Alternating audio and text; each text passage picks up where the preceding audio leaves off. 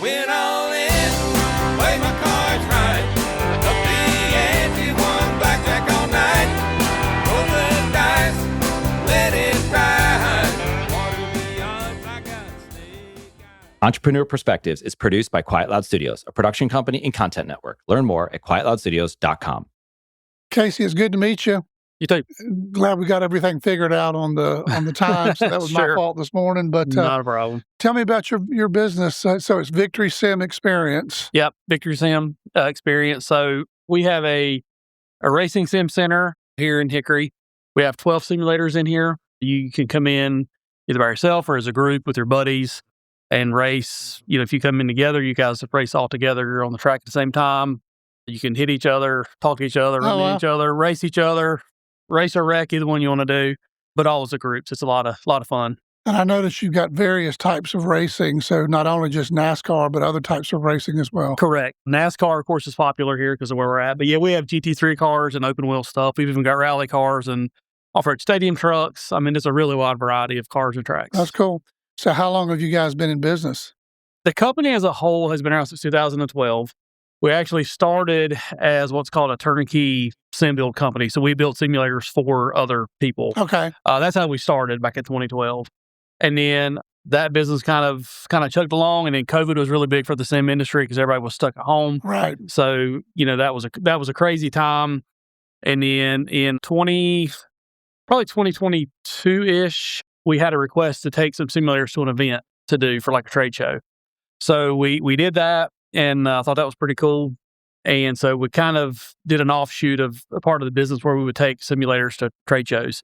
So when we started doing that, we ended up with a fleet of, it was like 6 sims at the time that we had we would take to shows and things.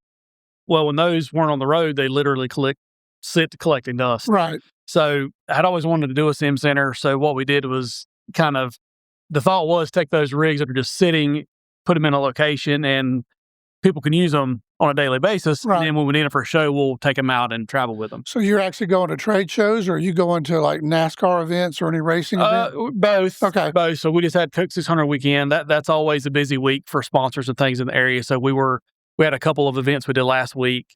I mean, we travel anywhere. We go to Las Vegas a couple times a year typically with these things, but it's usually more local. But yeah, it's anywhere and everywhere we'll go with these things. Do you have your own 18-wheeler, or how do you haul them out? No, we have a sprinter van with a lift gate, so we can get 4 in it. Okay. Typically 4 is about as many as we'll do at one time. Now, last week we had 2 on the same day, so we had the sprinter van plus the truck and the trailer that we use kind of split up for those events. But typically it's the sprinter van. And then if we do like the stuff for Las Vegas, we ship those. Like we're not driving that far. So we have crates, we put them in and ship. Now, how did you get in this business? Is it you and another partner? Or? No, it was just me. So I'd been in racing a lot of my life. I always loved cars and everything.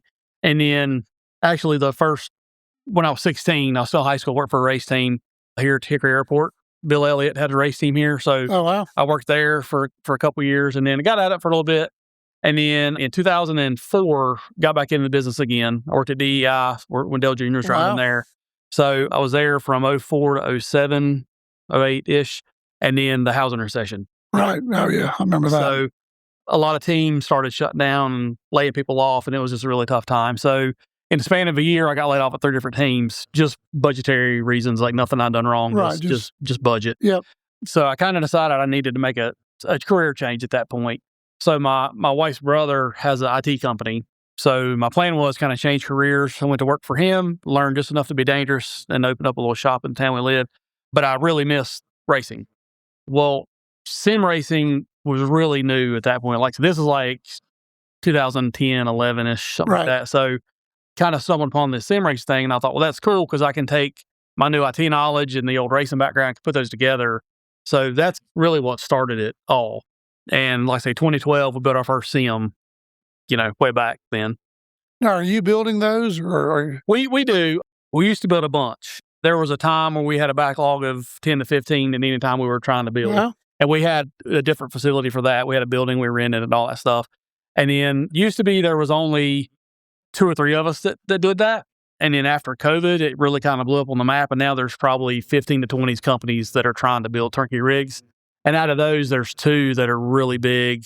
and have big budgets for marketing and advertising and have really sucked up a lot of the market share. So a lot of competition. A lot of competition. Yeah. So we still do it on occasion. We just don't build near what we used to because we can't compete with those guys and their marketing budgets and their ad spend. So no hate to them. I mean, it's just the market. That's the way it goes. But, when you come in and you have the money to buy up for partnerships and get discounts on hardware and all that, like, it's just hard to compete with that. So we do a few every now and then, but not near what we used to. Now we do the trade shows and the rentals and then have the sim center here as our main focus. So how like a typical night, how many people will be in here? Did they have to make an appointment, I guess? It depends. We do reservations this last weekend. I don't know if it was because of the rain. It rained all weekend. Yeah. But this was the busiest weekend we'd had in quite a while. Plus moving to this new location, it's taken, a little time to get kind of established here. But yeah, Saturday, Sunday, both those days were busy pretty much from start, from open to close.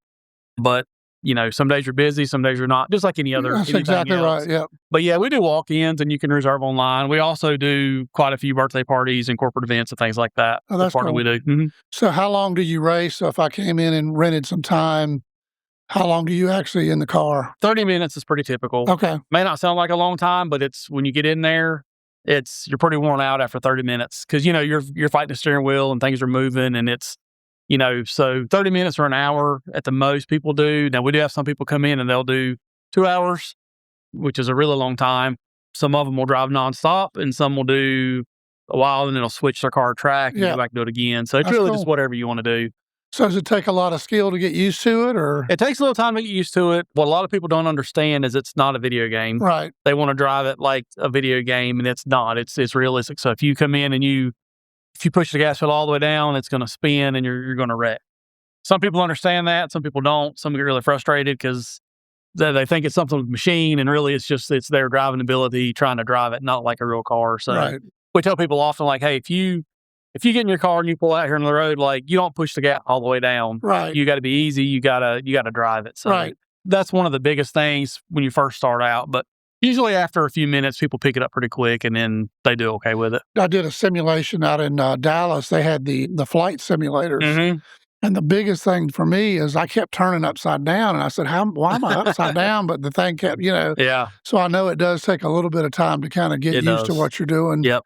But you're actually on the real track. I saw, was it Watkins Glen was one of the tracks? We do have Watkins Glen. Yep. Yeah.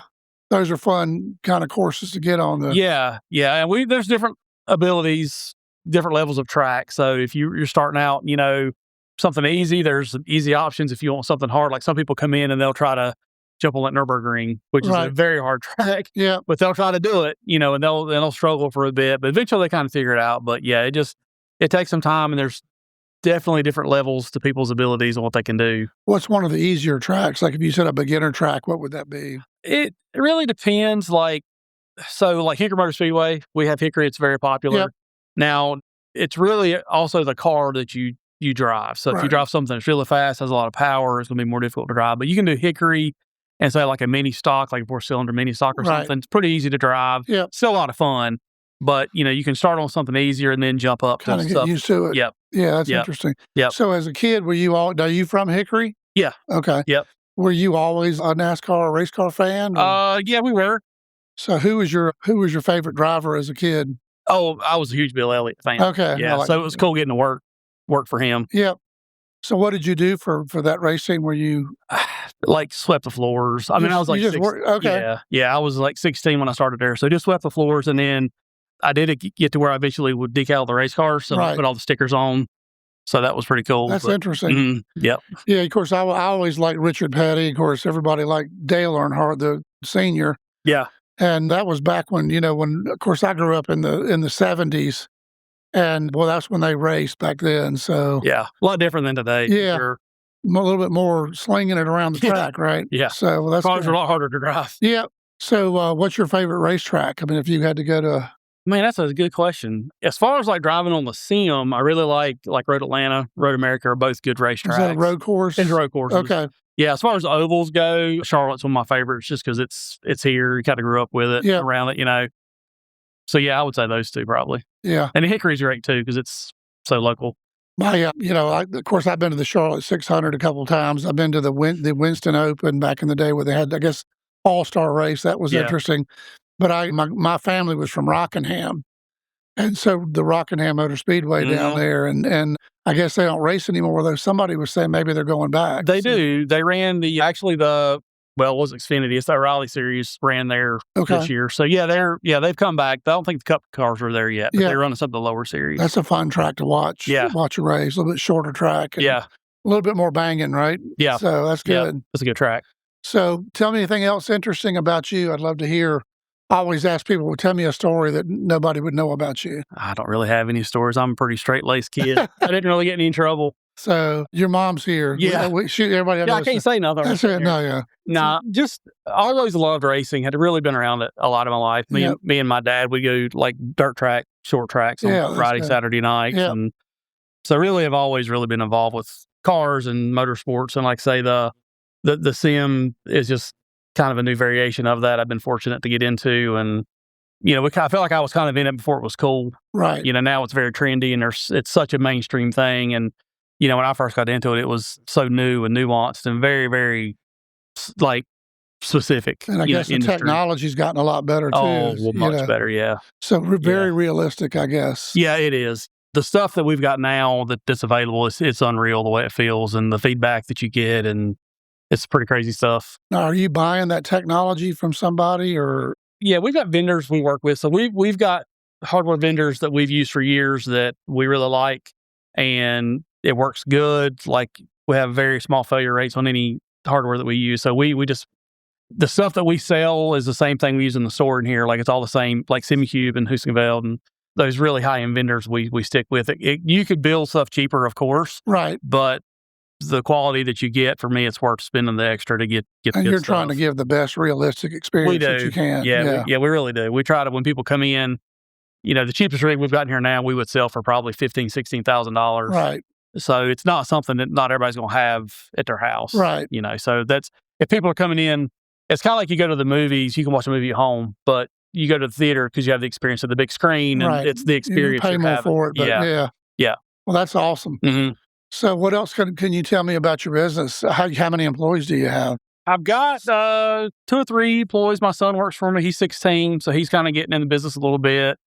And then we've got some other part-time guys. And, the hours that we work, being only open certain days of the week, we don't really have like a 40-hour a week kind of schedule we follow. It's kind of very unique to what we do. And then when we do our trade shows, we have guys that go on the road for that too. So the schedules vary wildly from week to week, depending on where we're at and what we're doing.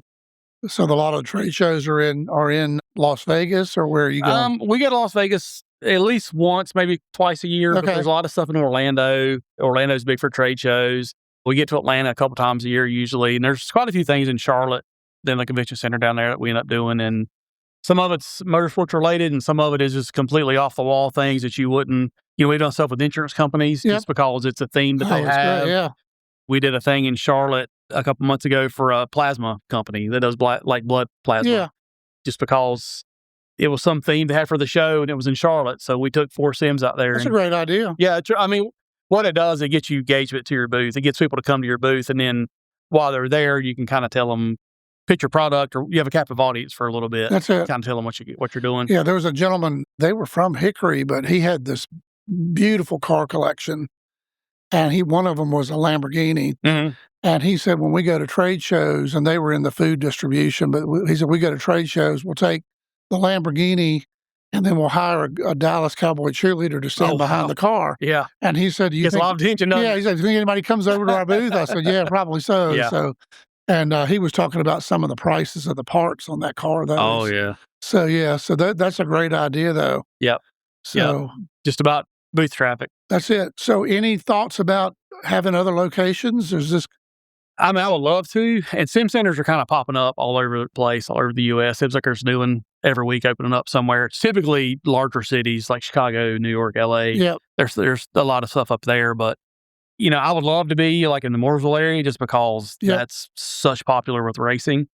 If Hickory weren't home for me, like that probably would have been where I would have looked. But just for starting this out and being close to home and proximity to work and things like that. So we're here, but Hickory's really growing. There's quite a bit of people here. There's houses and apartments going up every day, it seems like. So great location. I think there's plenty of people here to pull from. But we'll see how this goes. But I mean, sure, if in a couple of years it's really doing well, I would love to have. Well, you're still some young. You got plenty of time, right? How old are you? 46. Oh, okay, you don't look like Well, that. thanks. I don't feel young some days. Yeah. But yeah. Yeah. Well, I'm not a day over 90, so you don't look at it. So it's the gray hair, Yeah. So, well, man, it's been great to hear about your business. And like I said, what we do is we'll edit it, Okay. send you a copy of it. You can put it on your website. But it's just a way for us to connect with you and learn about it. And like I said, it's so interesting to hear about people's stories. And I actually have an insurance agent I work with down in Mooresville, but he spent 16 years as a tire changer in NASCAR. Yeah.